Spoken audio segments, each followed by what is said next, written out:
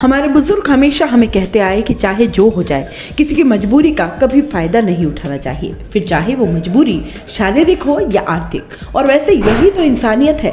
लेकिन एक मामला सामने आया जहां दो आदिवासी युवक के साथ जो बर्ताव किया गया उससे लगता है इंसानियत बची ही नहीं है। पूरा मामला विस्तार से समझिए और फिर आप खुद फैसला कीजिए कि पैसों के लालच में एक व्यक्ति कितना गिर सकता है। प्रतापगढ़ में केसरपुरा निवासी सुनील पुत्र आसुराम बामनिया व भेरू पुत्र जीवन लाल को पिछले साल 19 नवंबर को घायल अवस्था में भुवाना स्थित निजी अस्पताल में भर्ती करवाया गया था। अस्पताल ने दोनों के उपचार का 8,85,000 रुपए का बिल बनाया।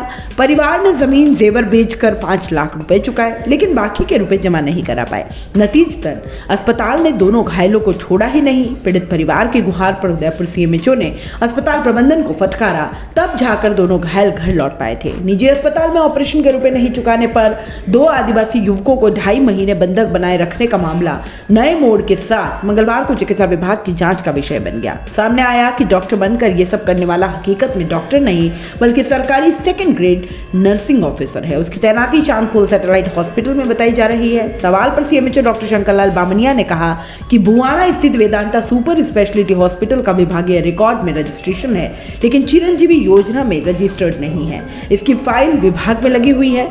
इधर घटनाक्रम के बाद चर्चा में आए सरकारी नर्सिंग कर्मचारी का एक और निजी अस्पताल से कनेक्शन सामने आया है। यह अस्पताल पुराना फतेहपुरा इलाके में है। भुवाना स्थित हॉस्पिटल को लेकर आरसीएचओ डॉक्टर अशोक आदित्य ने युवकों को बंधक बनाने समेत इसके संचालन में खामियों और सरकारी नर्स सुरज्ञान मीणा की भूमिका से जुड़ी जानकारियां मांगी है।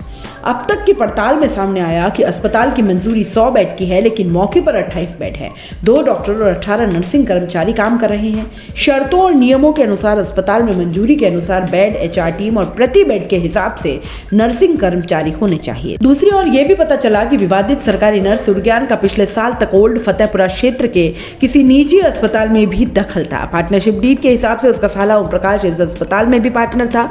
इन तथ्यों की पुष्टि खुद सुरज्ञान और हॉस्पिटल संचालक महिला चिकित्सक के चैट से हो रही है। अक्टूबर 2021 में 1,000 रुपए के स्टाम्प पर यह पार्टनरशिप डीड में महिला चिकित्सक और सुरज्ञान के साले ओम प्रकाश के नाम पर थी, जिसमें दोनों 50-50% के साझेदार थे। हालांकि विवाद के बाद पिछले साल अप्रैल 2022 में ये साझेदारी खत्म कर दी गई। बता दें कि प्रतापगढ़ जिले के 2 आदिवासी युवकों को ऑपरेशन के बकाया 3,85,000 रुपए जमा नहीं करवा पाने पर 2.5 महीने तक नहीं छोड़ने का मामला पिछले हफ्ते सामने आया था। सीएमएचओ की सख्ती पर दोनों युवक घर लौट पाए। मामले में सीएमएचओ और आरएनटी मेडिकल कॉलेज प्राचार्य स्तर पर जांच चल रही है, क्योंकि उक्त निजी अस्पताल में खुद को डॉक्टर बताने वाले की पहचान आरएनटी के चांदपुर सैटेलाइट अस्पताल का नर्सिंग कर्मचारी के रूप में हुई।